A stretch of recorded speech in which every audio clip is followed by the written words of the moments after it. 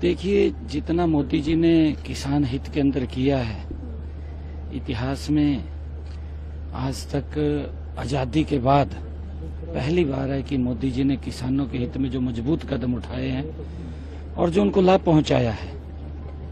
क्योंकि कांग्रेस लगातार इस बात का दुष्प्रचार करती रही है कि एमएसपी बंद हो जाएगा। पिछले 10 वर्षों में मोदी जी ने लगातार एमएसपी बढ़ा करके दिया है। 2014 में जो एमएसपी कांग्रेस देती थी उससे लगभग डेढ़ गुना ज्यादा एमएसपी मोदी जी ने बढ़ाने का काम किया। हर बार बढ़ाया है, छोटा नहीं बढ़ाया। कांग्रेस के समय तो 10 रुपए बढ़ते थे, 5 रुपए बढ़ते थे। मोदी जी के समय के अंदर 150 रुपए, 100 रुपए लगातार बढ़ाने का काम किया है। और जितनी हमने हरियाणा के अंदर किसानों की 100% फसल एमएसपी पर खरीदने का निर्णय किया है कि एक भी फसल को हम बिना एमएसपी के नहीं खरीदेंगे, सारी फसल एमएसपी पर खरीदेंगे।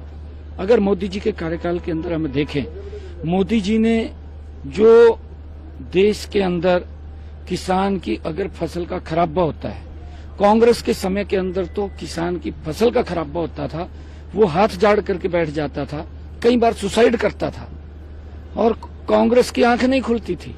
ये हालात अगर खराब किए हैं, कांग्रेस पार्टी ने किए हैं। मोदी जी ने उस हालात को सुधारा है।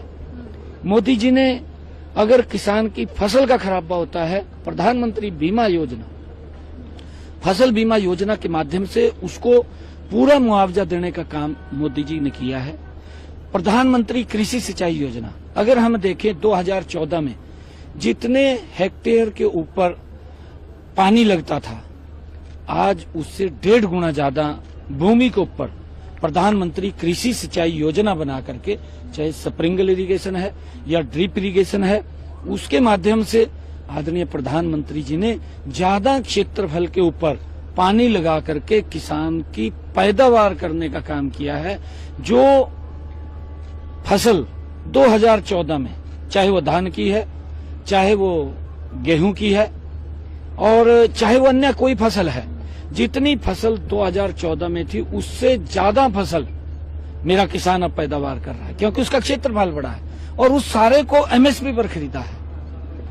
कांग्रेस क्योंकि इस प्रकार से वो अपनी हार को नहीं पचा पा रही है, कांग्रेस क्योंकि लोगों ने नकार दिया है और कांग्रेस इस प्रकार के लोगों के बीच में भ्रम की स्थिति पैदा करके अव्यवस्था करना चाहती है। अब देश के और प्रदेश के लोग समझ चुके हैं। उसके अंदर चाहे हरियाणा है, हरियाणा के लोगों ने कांग्रेस को बिल्कुल नकार दिया है, महाराष्ट्र के लोगों ने नकार दिया है।